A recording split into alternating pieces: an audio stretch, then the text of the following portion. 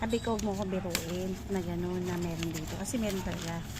Minsan sa kama, ano, may bumubulong. Natutulog ako. O nga, promise oh. Ano siya, yung pangalan ko tinatawag. Hindi. Anak ko, babae.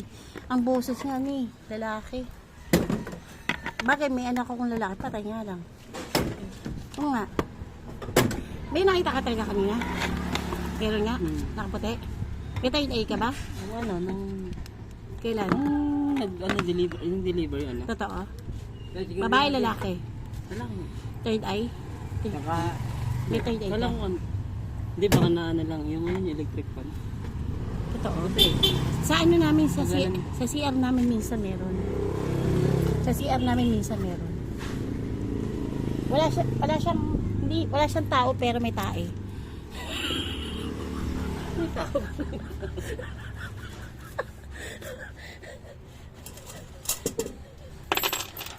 Okay na sana eh.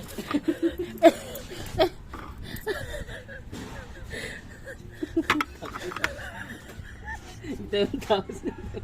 Ha? Tara na, check na natin. Yeah, okay. Thank you.